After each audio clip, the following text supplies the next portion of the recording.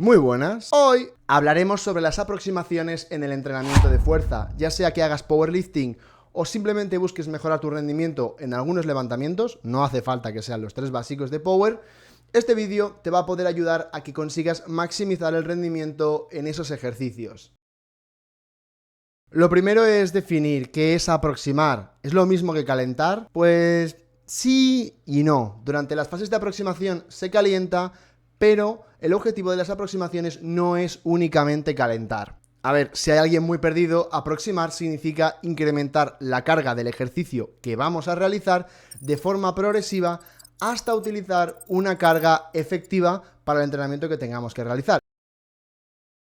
Aproximar es importante porque estamos realizando un calentamiento 100% específico a la tarea que vamos a realizar de forma inmediata. Por lo menos específico en cuanto al patrón de movimiento. Aproximar también es muy importante de cara a irnos sintiendo cómodos y cómodas con nuestro gesto técnico. Estos dos factores son, en mi opinión, los responsables de que podamos conseguir reducir el riesgo de lesión, debido a que estamos entrando en esa dinámica del ejercicio de una forma gradual, es decir, nos estamos exponiendo a la carga de una manera gradual y estamos practicando la técnica también de una manera gradual que nos va a ayudar a reducir al mínimo el número de errores que podemos cometer, que no entendáis esto como errores, no debes cometer ningún error, sino a desviaciones de la técnica habitual que sí que considero que pueden ser lesivas, sobre todo con cargas a las que no estamos acostumbrados.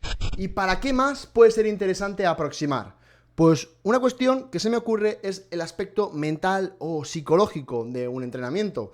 Si nosotros tenemos que levantar una carga que no hemos movido nunca, pues el hecho de aproximar con una carga que, aunque sí hayamos movido antes, la podamos mover de una manera más fácil, pues nos va a generar una confianza para poder intentar un número que no hemos intentado nunca. Y por último, y ligado a esto último que acabo de comentar, nos ayuda a seleccionar una carga de una mejor manera, sobre todo si esta fase de aproximación está bien planteada y llevada a cabo. En este último punto me voy a detener un momento para explicar la importancia que realmente cobra la fase de aproximación. Cuando nosotros entrenamos o programamos, tenemos dos formas de visualizar la carga del entrenamiento, el peso que estamos movilizando en nuestros ejercicios. La carga externa y la carga interna. La carga externa, es decir, los kilos totales que hay en la barra, la carga absoluta, realmente no significa absolutamente nada en cuanto a las adaptaciones que vamos a conseguir en un atleta. Tú pon 100 kilos. 100 kilos, ¿qué tiene de mágico? Absolutamente nada. Le pones 100 kilos a una persona que de RM tenga 50 y lo matas, o le haces fallar un levantamiento, o le haces daño, no bueno. Y a una persona que tenga 250 de RM, le pones 100 kilos y no vas a conseguir un estímulo efectivo para las adaptaciones que estás buscando. Entonces, 100 kilos no es mágico. Por otro lado, la carga interna hace referencia a las repercusiones internas de la carga externa.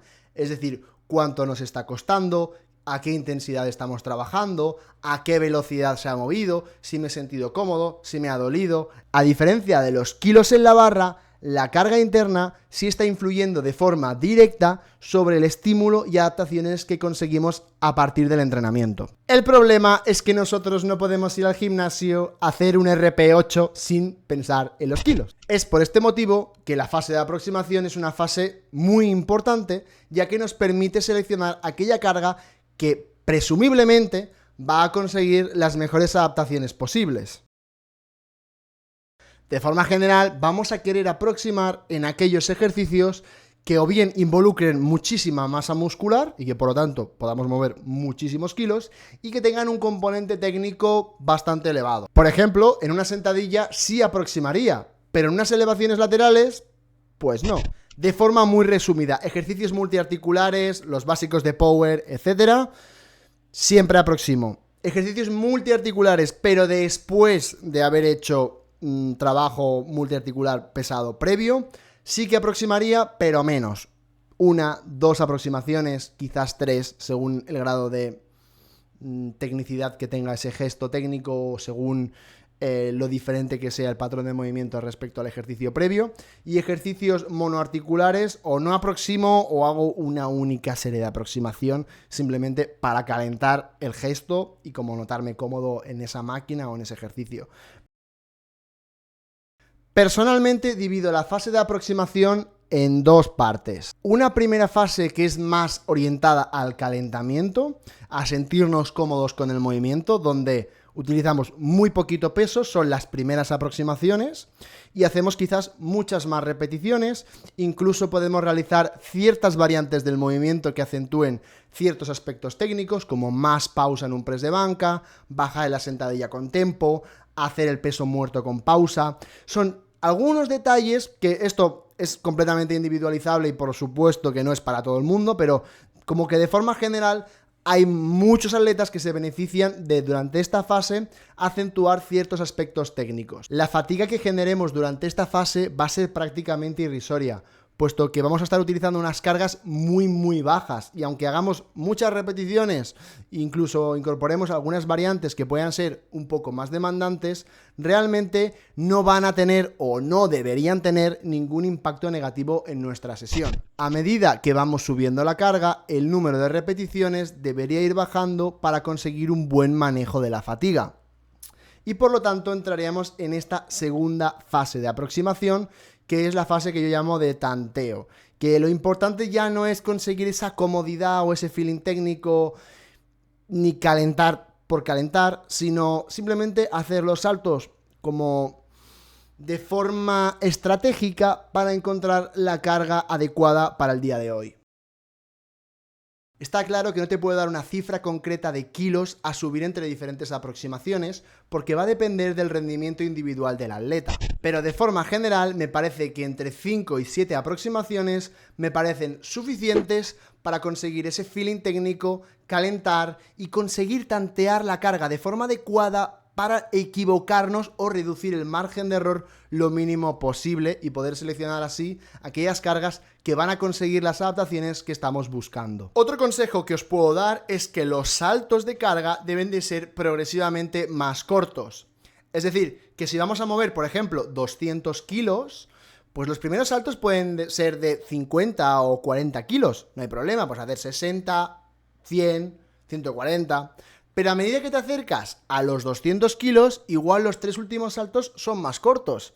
Igual haces 180, 190, 200. En el ejemplo que he puesto sabemos que vamos a mover 200 kilos, pero la realidad no lo sabemos o no tenemos esa certeza. Existe más incertidumbre y ante la incertidumbre lo normal es hacer más saltos para asegurar que estamos yendo en la dirección adecuada y no nos pasamos ni nos quedamos cortos. Los dos consejos que me parecen fundamentales para autogestionarnos de una mejor manera y ganar confianza aproximando son los siguientes. En primer lugar, es tener un registro y saber qué es lo que hemos hecho en días anteriores ante los mismos protocolos.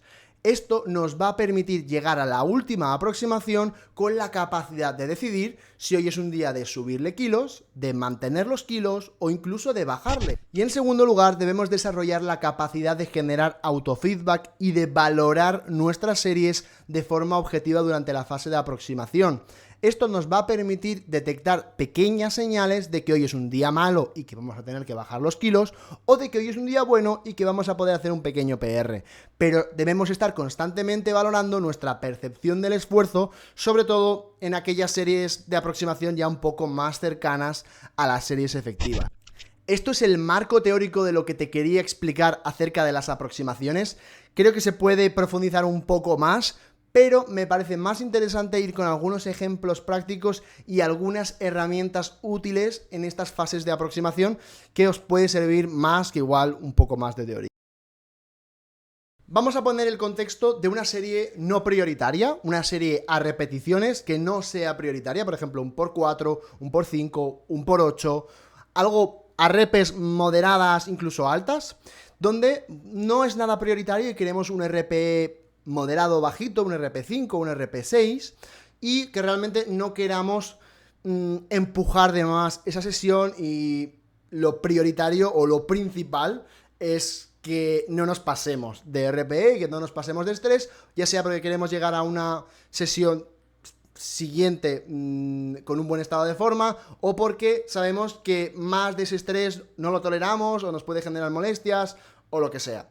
Por el motivo que sea, esa sesión no es del todo prioritaria y es a repeticiones moderadas o altas. En este caso, una cosa que me gusta utilizar mucho cuando no tenemos un benchmark, no sabemos exactamente dónde está nuestro rendimiento, porque igual es un inicio de bloque y quizás no tenemos el rendimiento de semanas anteriores para guiar estas aproximaciones, es simplemente hacer un ramp infinito, podríamos llamarlo. Esto consiste en que si tenemos que realizar un por 4, hagamos todas las series de aproximación en este por 4. Y dirás, pero ¿esto no genera demasiada fatiga? ¿No podríamos hacerlo de una forma más eficiente? Pues la respuesta es que sí. Podemos gestionar de una mejor manera todas las aproximaciones para producir menos fatiga y que lleguemos de una mejor forma a la serie, entre comillas, importante. La cuestión es que si lo que nosotros buscamos, si el objetivo principal es no pasarnos, ya sea porque es una persona que realmente no responde bien cuando pasamos de su umbral de estrés, o porque lo que estamos es manejando un periodo donde hay molestias, o porque queremos llegar muy bien a una sesión importante la semana que viene o dentro de la misma semana, pues entonces quizás nos conviene incluso undershotear o quedarnos ligeramente por debajo, por lo menos la primera semana. Luego ya, como tenemos esa información de rendimiento, pues siguientes semanas ya podemos utilizar aproximaciones un poco más pensando en esa gestión de la fatiga para poder mejorar nuestro rendimiento un poco más. Pero de inicio, cuando no tenemos información, si lo que queremos es evitar a toda costa un overshoot, pues un ramp infinito podría ser una buena opción.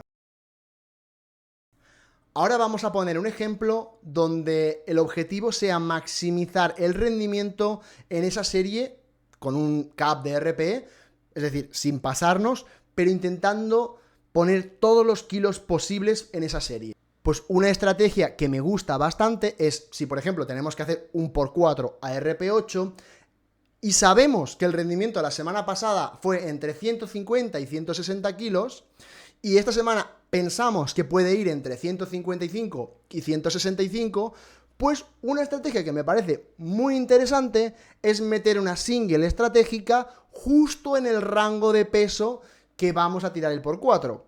Como es solo una single, la fatiga que vamos a generar es muy poca y la información que obtenemos es muchísima, por lo tanto es completamente worth it. Si sale muy bien podemos irnos al rango alto, si sale muy mal nos podemos ir al rango bajo o salirnos de ambos rangos si el rendimiento fuese lo suficientemente bueno o lo suficientemente malo, y si estamos en un rango pues esperable, pues seguramente irnos a un rango más intermedio. Al final, el objetivo de esta single viene un poco a coalición de lo que ya venía hablando, que es saber aprender a generar autofeedback y entender en qué punto estamos de rendimiento en ese mismo día. Por último, en vez de hablar de algún ejemplo o alguna otra herramienta, que lo puedo hacer, si os interesa, comentármelo, voy a hablar sobre tipos de atleta. Y es que vais a ver que hay gente que aproxima de una forma muy minimalista, hace prácticamente singles en todas las aproximaciones hasta que le toca la serie efectiva y van bien.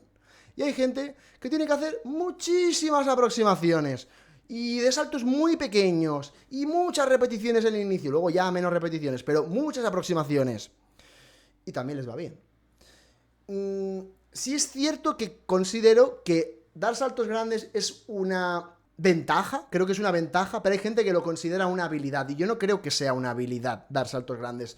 Puedes dar saltos grandes porque te los puedes permitir, porque no pierdes el feeling técnico, porque no necesitas hacer tantos saltos, por el motivo que sea, pero no considero que sea una habilidad. Es un rasgo que puede ser una ventaja, sobre todo en contexto competición, donde igual no puedes hacer tantos saltos de aproximación antes de ir a tu primer intento o molestas a los demás y pues sí que puede ser un poco incómodo, pero creo que si tu rendimiento es mejor, realmente, objetivamente es mejor haciendo más aproximaciones, creo que siempre deberías aproximar más. El mensaje es que no caigas en la presión de que debes dar saltos más grandes porque te lo dicen. Si tú realmente te sientes más cómodo o cómoda dando saltos más cortos y así consigues un mejor rendimiento, hazlo. Como siempre, gracias por dar a like, gracias por suscribirte, nos vemos en el próximo vídeo.